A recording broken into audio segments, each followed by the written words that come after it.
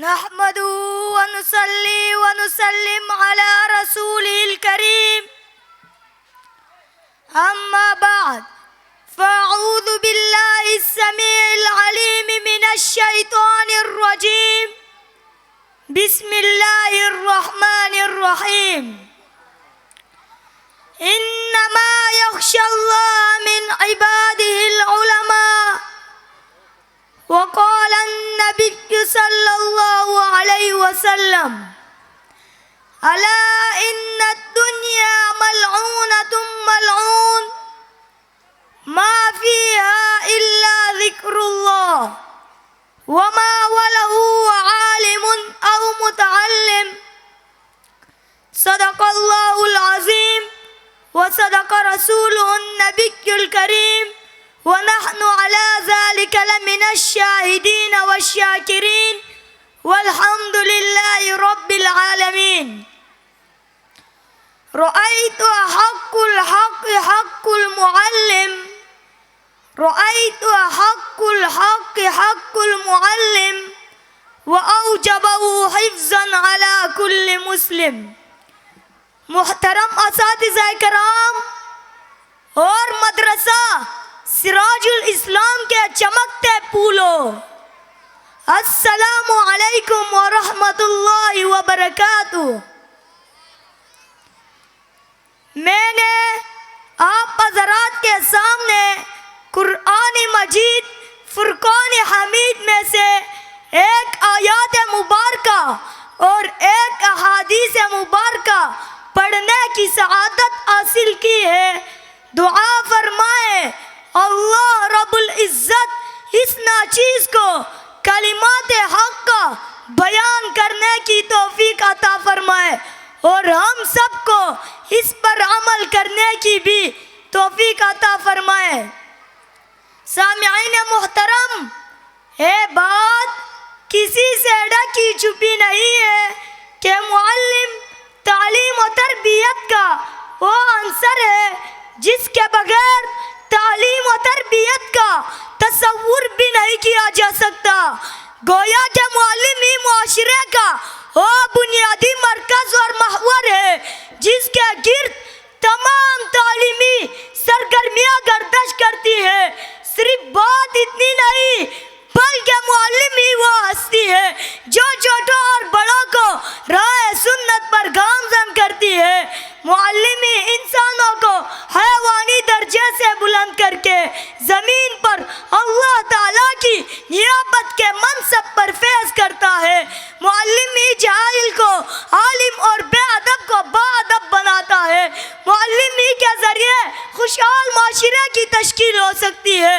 معلم ہی وہ واحد ذریعہ ہے جو اسلامی معاشرے کی فضا موار کر سکتی ہے.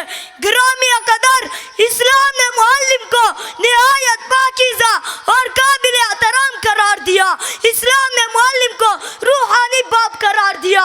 اسلام نے معلم کو نبی کا وارث قرار دیا. اسلام نے معلم کو مربی اور مصلح قرار دیا.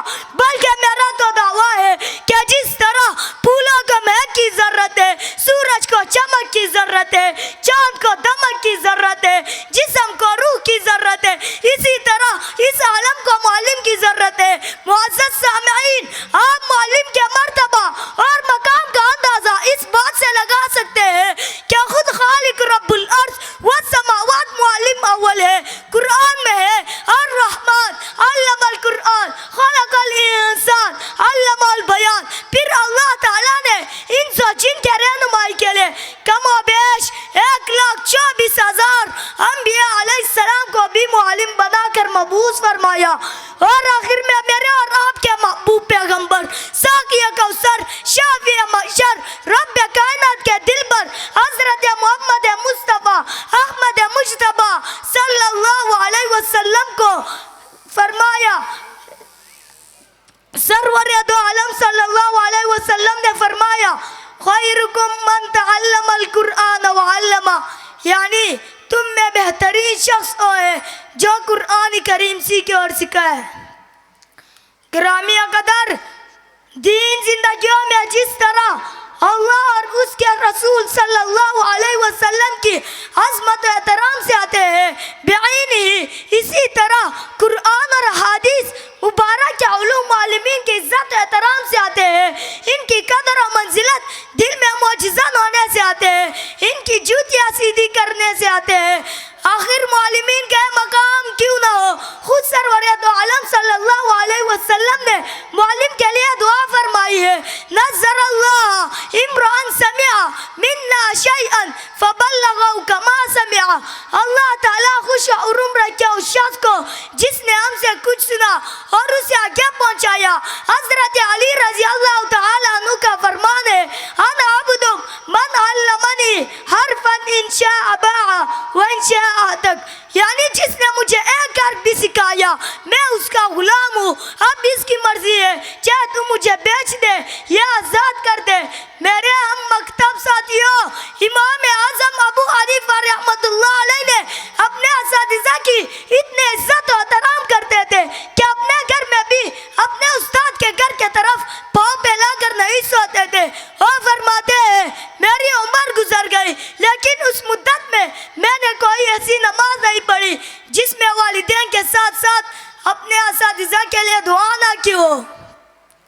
آئیے ہم بھی مل کر اپنے اساتذہ کے لیے دعا کریں کہ اللہ تو ہمیں بھی اپنے اساتذہ کی مطیع اور فرمان بردار بنا اور ہمارے اساتذہ کی زندگی میں, علم میں, عمل میں, مال میں برکتیں عطا فرما اور ہم سب کو علم نافع سے بہرور فرما. میں اپنی تقریر کا اختتام اس شعر پر کرنا چاہتا ہوں. ان المعلم والطالب كلاهما لا ينسخان اذا هما لم يكرما وما علينا الا البلاغ.